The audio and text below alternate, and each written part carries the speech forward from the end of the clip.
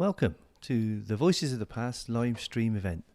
My name is Garry Atterton. I'm the co-founder of the Barton Hill History Group from East Bristol. With me tonight is Jakob of Brouw and Charlie Atterton. They're the creative team behind tonight's events. Say hi. Hello. Hi. The Barton Hill History Group's Voices of the Past project is a multimedia performance involving spoken word and historical context from me, live music from Charlie and Jake, combined with images and, of course, the recorded voices of Barton Hill people. During the 1980s and 1990s, the History Group made many hours of tape recordings of local people about Barton Hill in the past. For over 20 years, the lost voices were locked away in a cupboard. Now, dusted down and digitised, the recordings have been revived to give a fascinating insight into Barton Hill during the 1940s, 1950s and 1960s. As we mentioned earlier, if you have any questions about tonight's event, then please send them via the chat on YouTube and we'll try our best to answer them. So, sit back, relax and make yourself comfortable and let the voices of the past transport you back to times gone by, but not forgotten.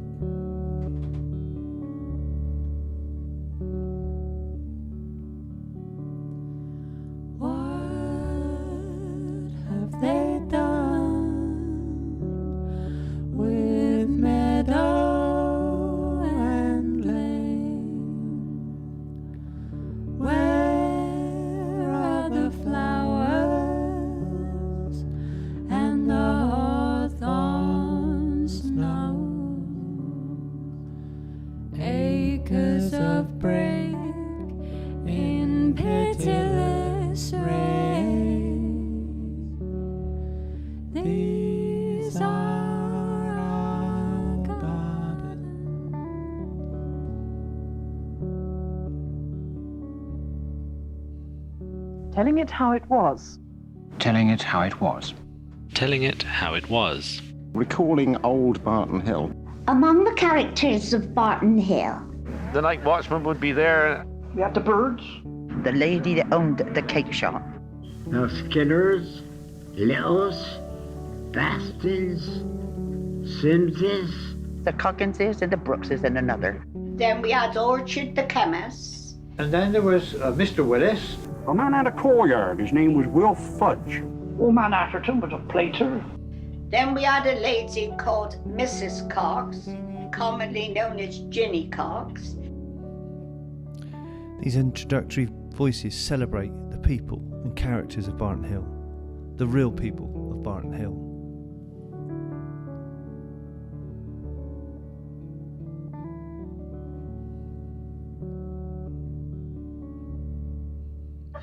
Did you know Ginny Cox? Oh, yeah, Ginny. Who didn't know Ginny? I knew Ginny. I knew Ginny very well. So someone came in my shop one day and said I should watch Mrs. Cox. Because when she's looking out that window, there's something going in her pocket. So she came in one day, and when tomatoes came in, English tomatoes, of course, money wasn't all that plentiful, was it? No. And you had to get a few things in for certain people that had the money, such as down the middle house and that. Yeah. She came in one day, and she was looking at these tomatoes, and of course I was on my guard, wasn't I? She had a nice tomato in her hand, you know. So she went on and on, and so after a bit I had my eye on that one tomato in there, and my eye on the basket. So after a bit, that I went under her penny light. I didn't take no notice. So after a bit, she picked out a couple more tomatoes and asked me to weigh them. So I said, yes, I'll weigh them. And I said, are you going to weigh that one you put in your pocket? She said, what do you mean? Well, use some language with it, man. I said, the one you just put in your pocket. I said, put your own in, you'll find it. I was sure, I knew I'd seen her do it. Now, how did I do that? I knew some language, right? Well, I said we do some funny things in our time, don't we? Most every book mentions opportunity. There was a man nicknamed Opper. He was a pain to many a copper. He bit the tails off many a rat. He'd do most anything for a dare. But many a poor neighbour ate a good meal of a poached rabbit or a hare. On this corner, there was Harry Jeffers the butcher. We had an outdoor beer licence, which was a North Star, and that was kept by a family by the name of Brooks when the war started. Mrs. Hedford, Mrs. Webb, Mrs. Babbage. Eddie Hapgood. Eddie Hapgood, the footballer, was there. My gran lived in Great Western Street. I think she had about 8 kids. And then we used to come back to one of our Barton Hill characters. Oh, that was Barton Hill. Barton Hill. Barton Hill. Barton Hill. Barton Hill. Barton Hill. Barton Hill. Barton Hill.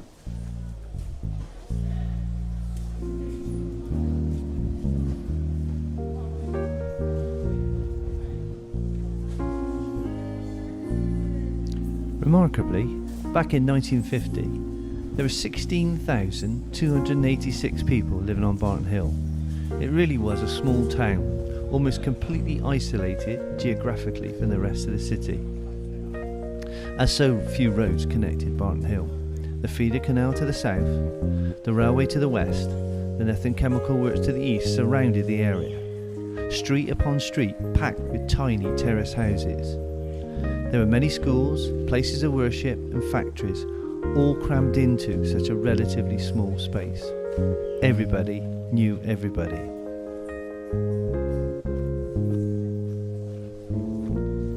And this was Barton Hill people.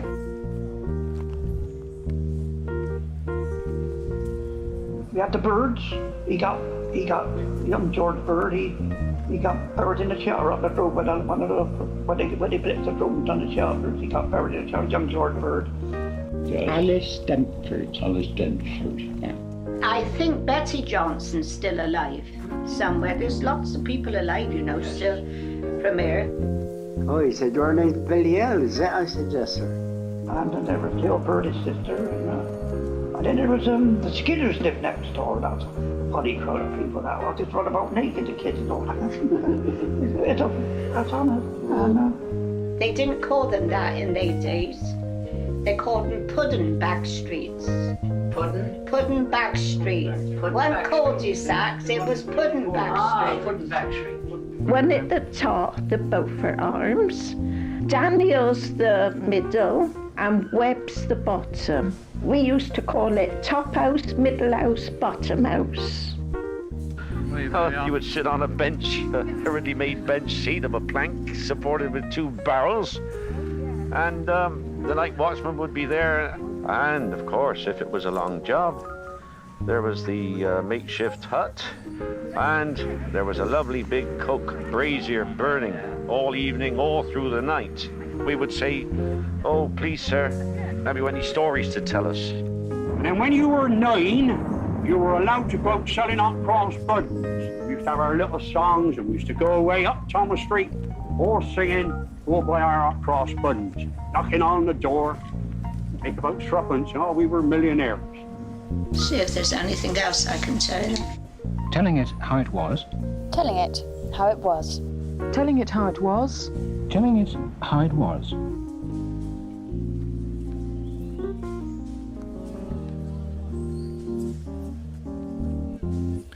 What do the voices to today remember about Barton Hill in the past? When you examine our Barton Hill History Group Facebook page, people remember the shopkeepers and other key workers. Almost every street on Barton Hill would have a corner shop, and there were so many pubs. You can understand why people hardly left Barton Hill. With the recent closure of the Swan and the Rhubarb Tavern, there now is no longer a pub open on Barton Hill. Here are a few comments from Facebook. Vendel Sagezzi remembers, we lived just around the corner in Days Road. A little Italian man was at the bottom of Bridge Street. Used to give me and my brothers a haircut. A number 1. No hiding place for the nits. Ray Jones remembers, Annie Hill was a local midwife and family friend. and often claimed she had delivered most of the babies born on Barton Hill. Alan Shepherd remembers Jeffries the butcher. As a boy, I was amazed every time he opened the door to the walk-in cold store, revealing all the pigs' bodies.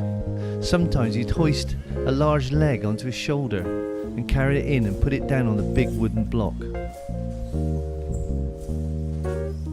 The people of Barton Hill made Barton Hill, and Barton Hill made the people.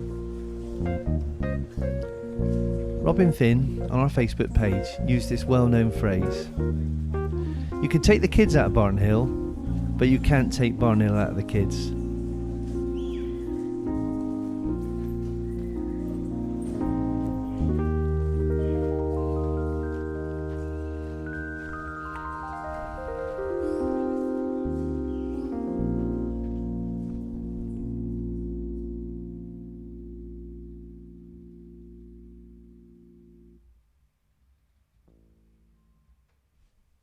So, what made Barton Hill? Well, the Great Western Cotton Factory was opened in 1838, and it was the most fully integrated cotton works built in southern England. The buildings and the machinery were well ahead of their time. But sadly, the way it was managed and the way the workers were exploited was so backward thinking. The factory was funded by compensation given out after the abolition of slavery. And Bristol was controlled by an elite group of extremely wealthy and very influential merchants, industrialists, bankers and politicians, many who happened to be slavers. It was their dirty money that went into the setting up of the cotton works. The feeder canal was the main artery that fed the raw materials and took the finished products from the industrial heart of Bristol. And as well as the cotton works, there was the Newtown Chemical Works, a colliery, Lycett's Metal Works and a tannery along the banks of the dirty mile of the feeder canal, all releasing their lovely waste products into it.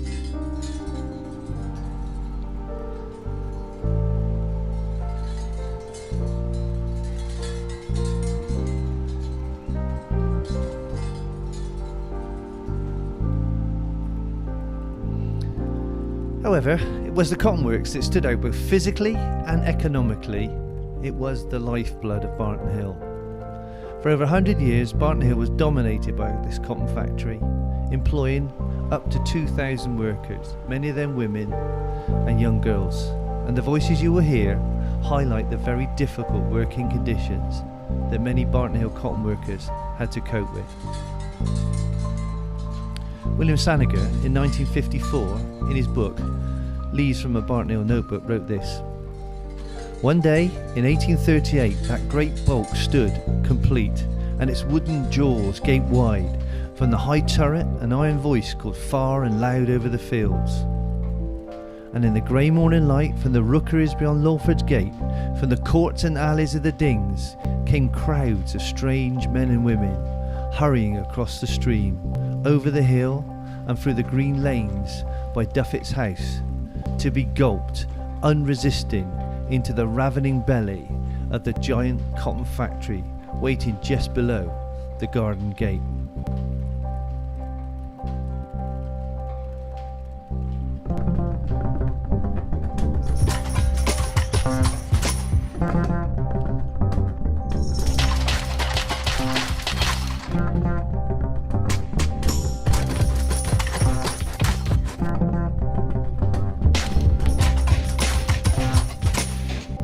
When I left school, I had to start work and work hard. I had 2 jobs to go to one morning, one on the tailoring at 7 and 6 a week, and one in the cotton factory at 5 shillings, 7 and 6 a week in the cotton factory, and 5 shillings a week in Dickie Parsons' tailoring. I started in there when I was 14. I was in there till I was about 16 and a half or 17. I was on 2 looms. Always started work at 7:30 in the morning and finished at 6 o'clock. My money used to run out about 13 shillings or 14 shillings a week for all those hours, Saturday mornings and all. It was rough, but we got over it. Do you know much about the cotton factory? Well, what I know about the actual cotton factory, it was a horrible place. It was humid, and the heat that used to come out of there when we used to be running out down the lane.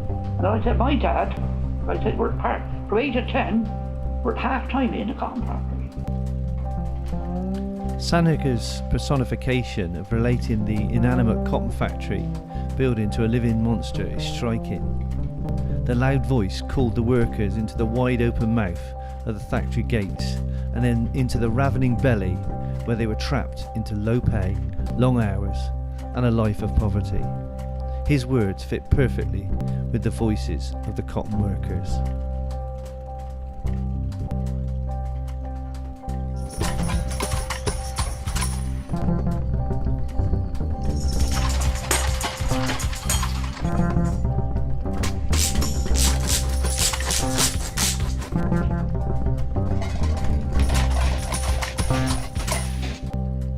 Was in the first instance on the business of humidity.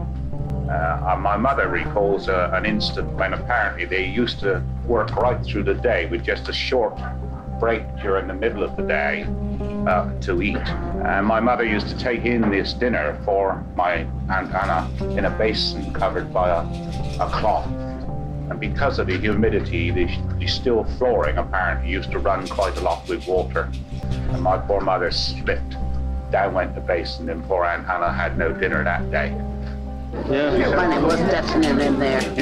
And it was so close, the looms were so close together that when you had to go around the back to find a broken end, you put it on his arm with one of the, what they call the pecking sticks. My gosh, you knew it. Yeah. Really did. But also the thing which my great aunt used to tell me and which left a legacy, a terrible legacy in my opinion. And this certainly left a legacy to that poor lady because from her middle years onwards, she was virtually stone deaf. She was in a world which was noisy. And I can only assume that in fact this did date from those days. So thank God we don't get those kind of conditions to work in today. And Barton Hill actually was in a worse plight than the rest of the city because in 1925 the cotton factory closed, John Lycett's, they cut back, the wagon works closed and the railways were cutting back. The voices of the cotton workers cover the noisy, deafening, wet and humid conditions that they suffered every day of their working life. However, as one retired cotton worker, Flo Weeks, said to me many years ago, when you tell our story, make sure you say it wasn't all bad.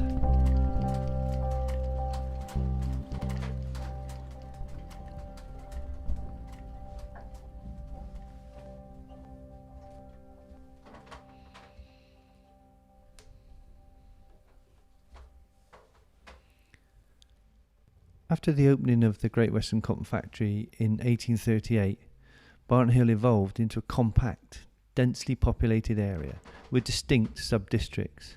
A settled community evolved with strong kinship ties and deeply rooted neighbourhood relationships. Thus, place, time, age and employment defined Barton Hill. Generation after generation lived in the same street, went to the same place of work, the same schools and visited the same pubs. Hilda Jennings wrote in 1962 in her book Societies in the Making that Barton Hill families appear to live almost as one community, that their homes and household tasks seem to be interchangeable.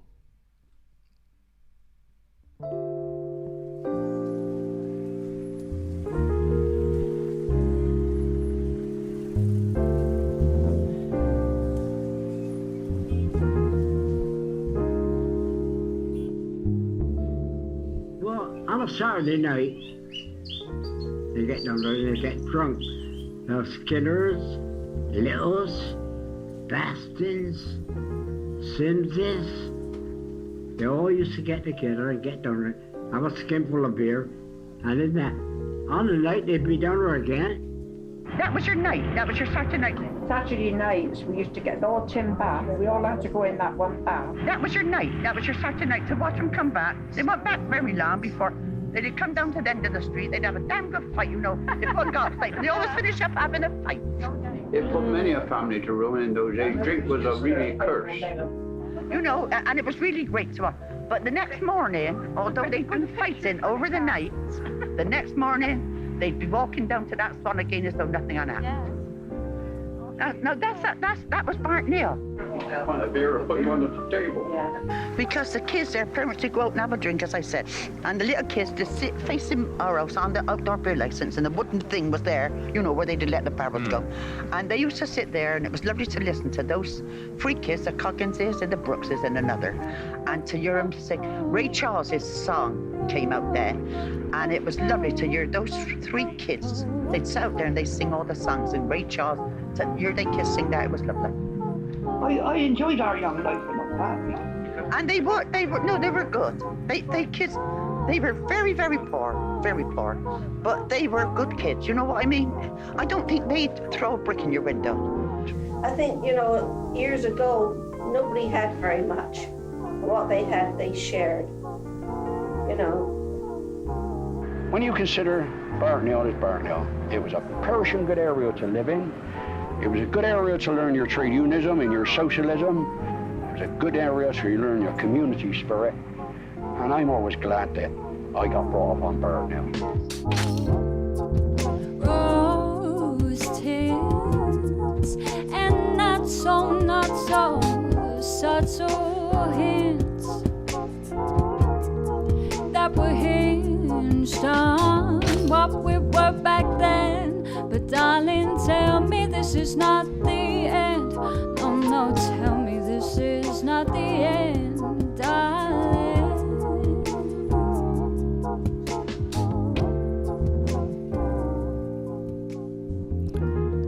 Throughout its history, the variations in the quality of life of Barton Hill people were intrinsically linked to the cotton works. During the bad times, such as the cotton famine in the 1860s, the Great Strike of 1889, and the Depression in the 1920s, these hard economic experiences tied the community together. With the closure of the cotton works, the life of Barton Hill went on.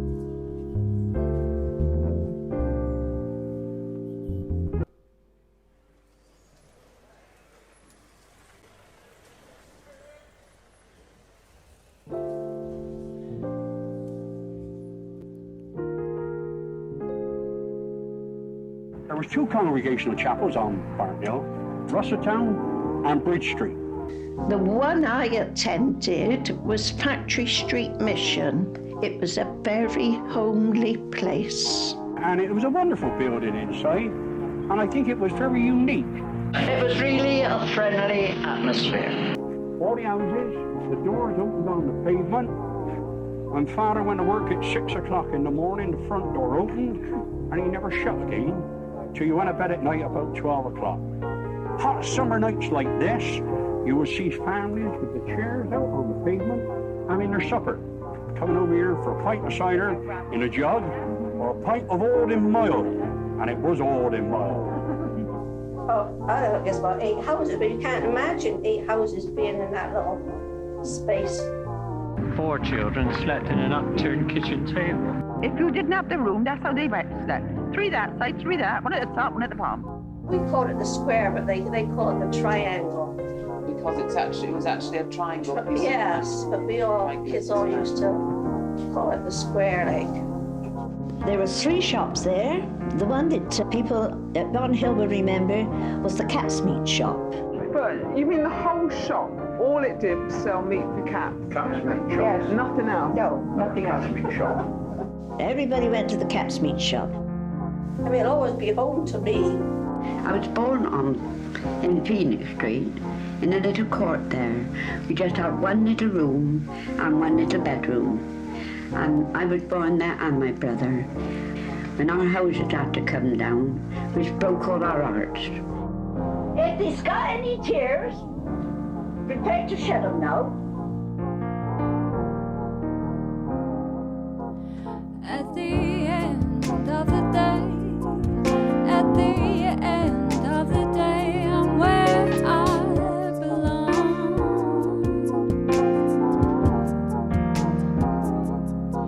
And at the end of the day, at the end of the day, you can do no wrong where you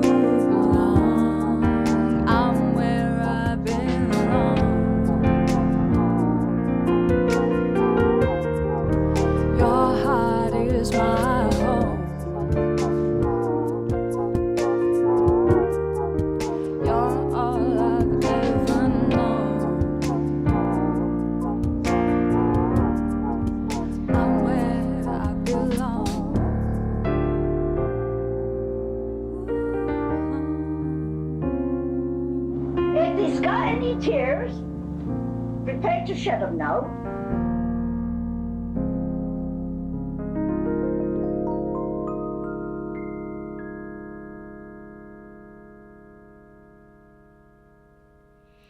Barton Hill changed massively in the 1950s and 1960s, and it will continue to change, adapt and evolve.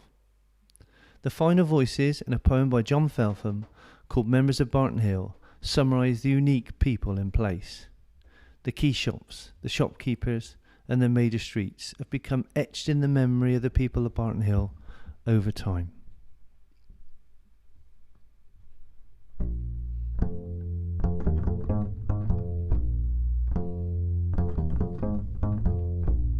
We remember Alice Jenkins, windows filled with pinky fruit, Ginny Cox's Beaufort Road shop, second-hand dresses, shirts and suits, Queen Anne Road and Mr. Vinner, in his window fresh baked bread, Mrs. Dursley top of May Street with the tea fish, fruit and veg, Factory Street and Alice Hooper's famous for her 2-3 socks, Mrs. Babbage just a stone's throw away selling all the young girls' frocks, Mrs. England and Mrs. Percy, Mrs. Young, they all kept shops. In Great Western Street, the 3 pubs, Bottom, Middle, House and Tops. And I walked down Price's Bakery for a favourite penny bags, then to Russell's shop in Beam Street to buy woodbines for our dad, over stones for evening paper and the dandy comic too. And outside Lysa's factory, Alfie Parry sold a few. Mrs. Smith for fresh cooked meat, Butcher's Jeffries, Bullock's Hearts, haircuts done by Mr. Orchard, Harepath Street and Allen's Carts. Granville Street and Mrs. Mills for that pint of milk a day. Quarter ounce of snuff up Hodges for Aunt Kate to sniff away. Corfield with his Wrigley Elvers, Chinnock's goat's milk, Elvin's coal, and our father's penny whistle, old-time songs for one and all. May Street School and dear Miss Collins, and of course Miss Weeks as well. Factory Street and St Luke's Mission, Sunday School for us and you. Daps with big toes torn and tattered, marbles, catty, weak horse men, Molly-O and cigarette generals hiding in our secret den.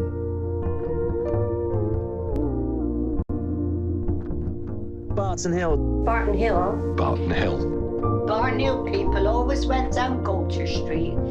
Dublin. Yeah. St Luke's Church. On this corner, there was Harold Jeffers the butcher. In Great Western Street. And people called it the piggery. And then, of course, we always had a very nasty smell hanging over Barton Hill. That's right. Which was the boneyard. There used to be about 13 to 14 houses there, in that little group. Seemed to be piled high on top of one another. And then down the lane, what we always refer to as the lane. The off license at the top of Beam Street, the live and let live. The live and let live. Lots we have mentioned are no longer, but no tears we have to shed. Our head held high, we still remember. We were Barton Hill, born and bred. When you consider Barton Hill as Barton Hill, it was a perishing good area to live in. It was a good area to learn your trade unionism and your socialism. It was a good area to learn your community spirit. And I'm always glad that I got brought up on Barton Hill.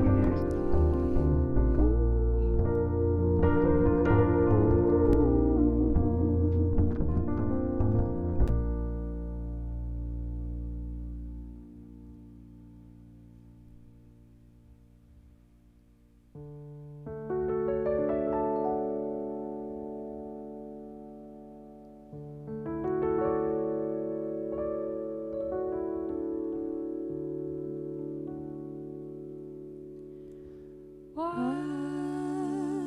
have they done with meadow and lane?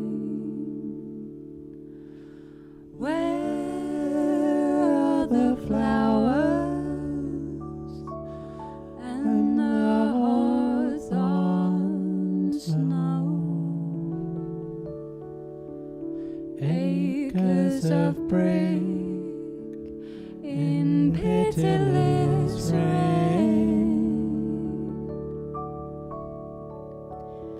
These are our gardens. These are our gardens.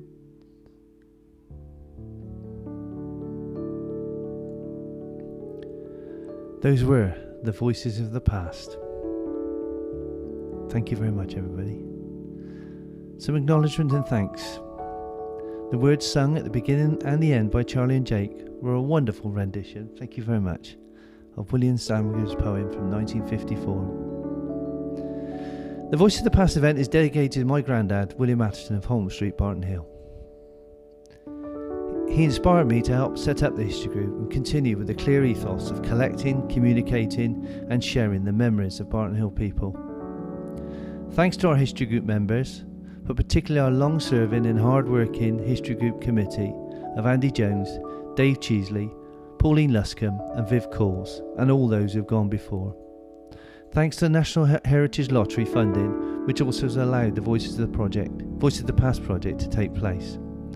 Thank you very much, Charlie and Jake, for your hard work in being the creative force behind the project, but particularly for tonight.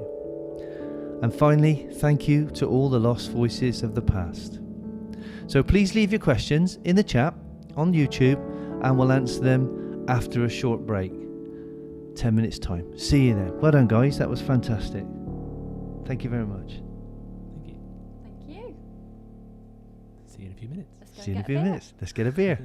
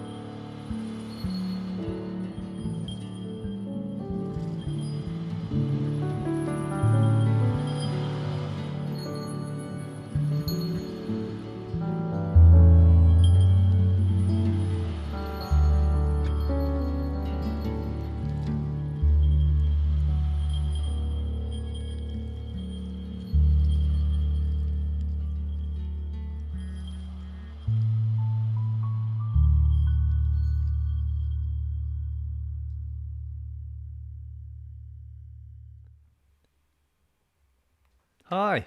Hello again. Hello. I hope you enjoyed that. I did. It was brilliant. Did you enjoy it, Charlie? I did. Did you enjoy it, Jay? I did, yeah. It was really Yeah, good. it was Yeah, really good. fantastic. It's Thanks, good good. fun. Brilliant. Okay, so we have got a few questions that have come in, and I've got a few that came in earlier. Charlie, I think, is going to fire the first one at me. Okay, ready? I'm ready. People might ask about the relevance of this project and why we should care about Barton Hill in the past. What do you say to that, Dad? Great question. Well, the Barton Hill History Group was formed in 1983, and since then we've had hundreds of talks, many walks, exhibitions, we've written books and produced many, many magazines. And throughout all that time, we've tried to capture the story of the unique people and the unique place of Barton Hill. And I think in 37 years, we've done a pretty good job. So, great question is, what's special about Barton Hill and why the Voices of the Past project? Well, on one hand, you could say Barton Hill is special. It is unique because of its geographical location, with its distinctive edges and barriers, the railways, the canal, and the industrial sites. They all trap people in. And this reliance on a large factory for so many years, that of the cotton works, as a major source of employment for so many people, kept people on site. Barton Hill people were tied to Barton Hill. As one person once said to me, Barton Hill stick to each other like glue. However, I think it could be true to say there are other areas of Bristol, such as Bedminster, where there would have been similar physical structures, such as the terrace houses and the narrow streets and the reliance on local industry. And they also would have created a very strong community spirit. And that could well be same for Manchester or Liverpool or parts of London. But I think Barton Hill certainly was a different place. How I'm going to try to convince you with this argument is to have a look at some of our Facebook comments that have been put on over the last 6 months about what Barton Hill means to them. Valerie Marr said, my roots are on Barton Hill and it's great to hear people's memories and see the old photos. Glenda Cole said, I've learned about things I never spoke of with my parents and also love the pictures, certainly takes you back in time. Melanie Jane said, my parents don't use Facebook and I send them links and images. They enjoy reminiscing and they scan the photos and the places they remember. Carol Yoxall said, I love the stories, memories and photos I see. It gets my memory going and then remember things that I haven't thought about for many years. Great one from Julie now. Julie Collins. I wish I'd asked my parents more questions about their family history. I remember a few nuggets rather than roll the eyes and say no again. You told me that story before. The genealogy gene/bug doesn't seem to appear early enough. Ask away before it's too late. What a brilliant comment that is. Sarah Owen said, love seeing the old pictures. My nan, auntie and mum as a child in Chancery Street photo. Good to see how many people love living there and the strong community spirit. And June Gregory said, love remembers of great people. John Williams, so many memories that can't be taken away.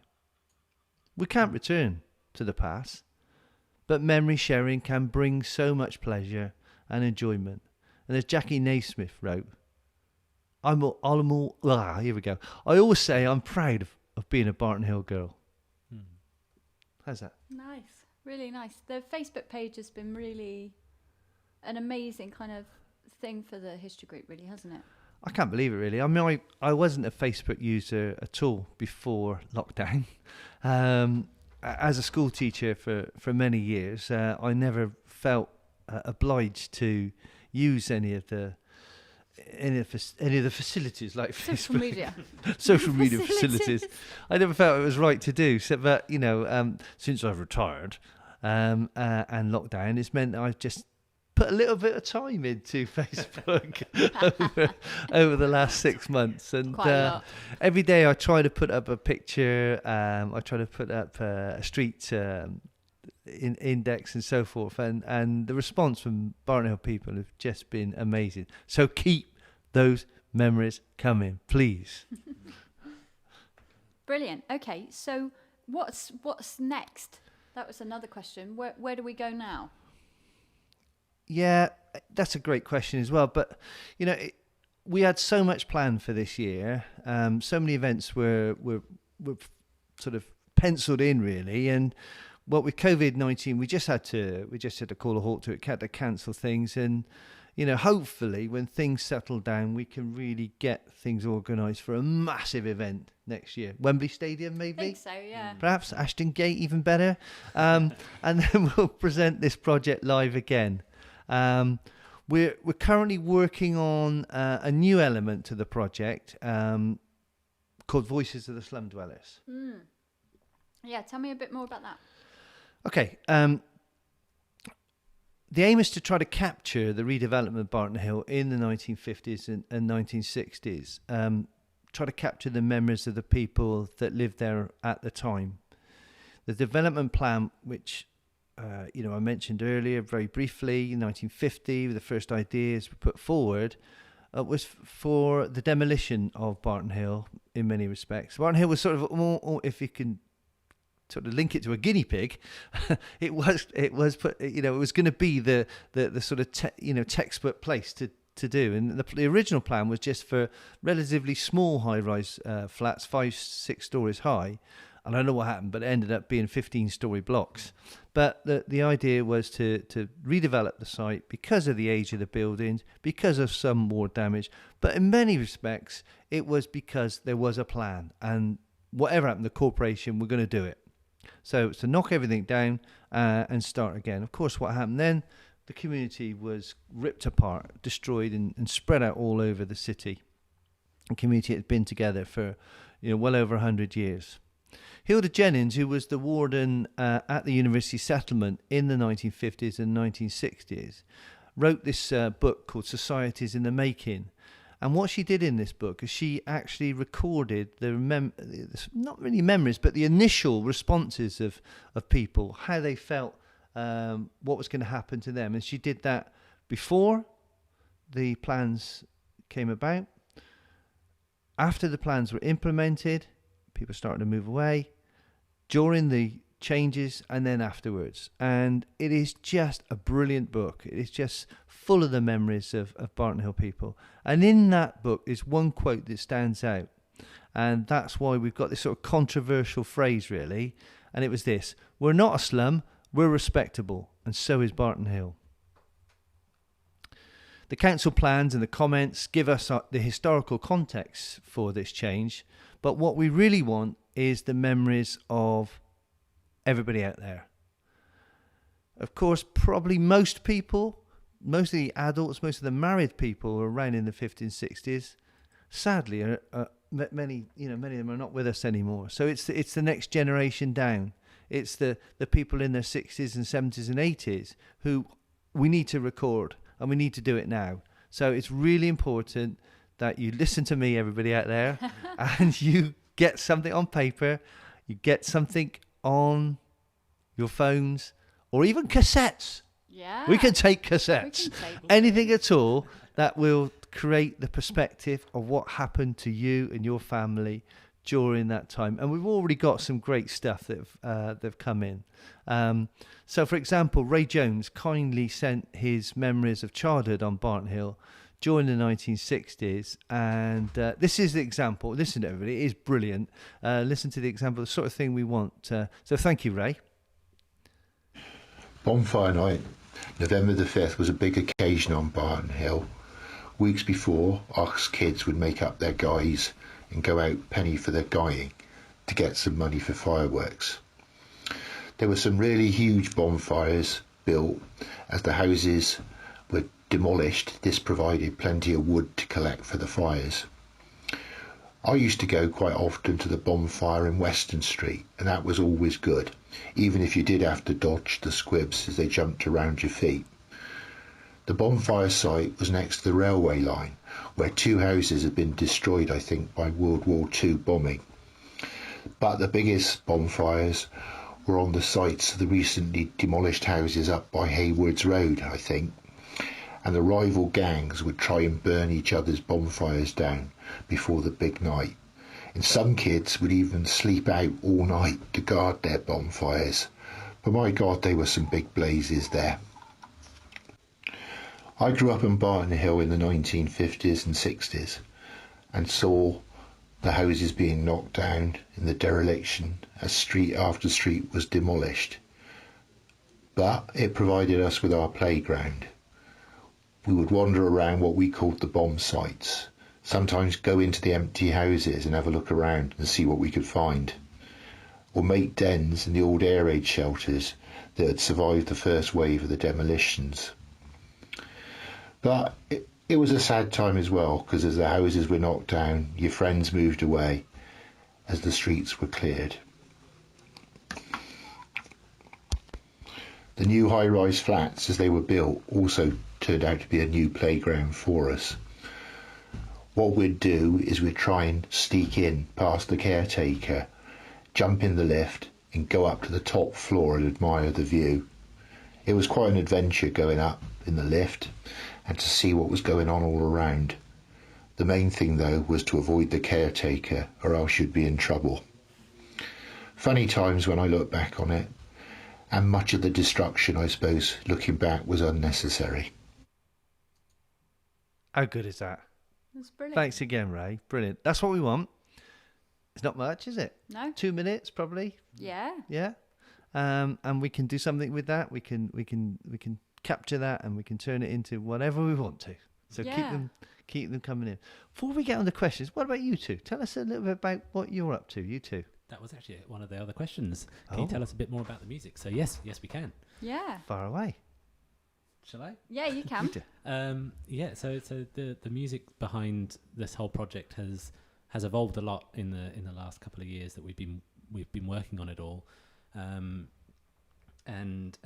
Well, as a duo, Charlie and I also make our own music and improvise a lot of music. So that's sort of how we created the music for this.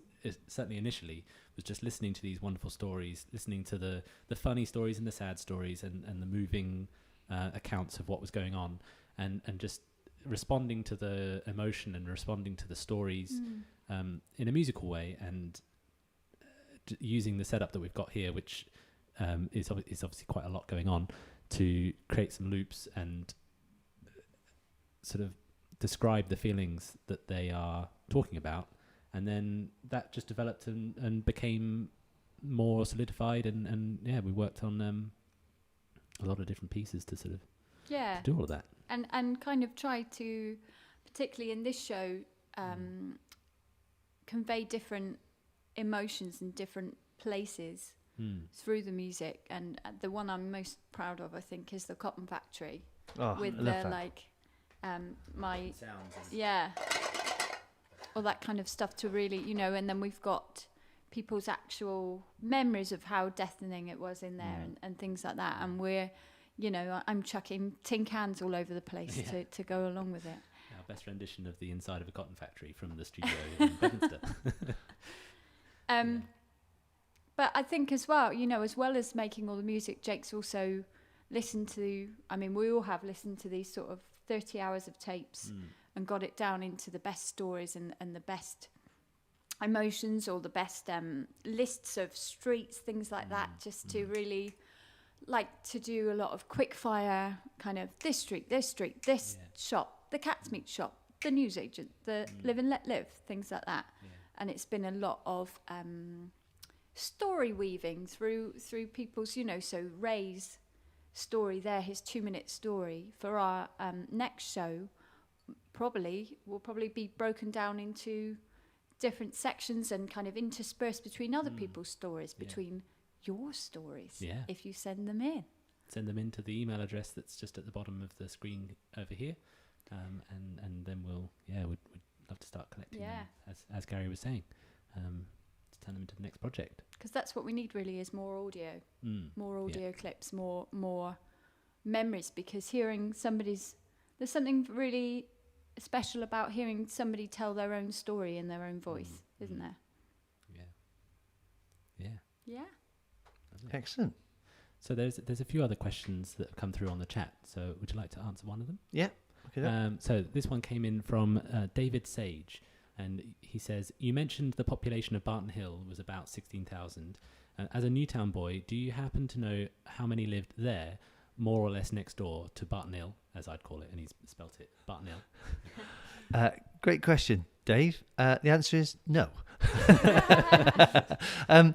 I just found this on a 1950 newspaper, December 1950, where they were just introducing what was likely to happen to Barton Hill. And I was amazed. I knew there were a lot of people on Barton Hill. I thought it was about 12,000, but I didn't realise there were so many people on Barton Hill in that particular period.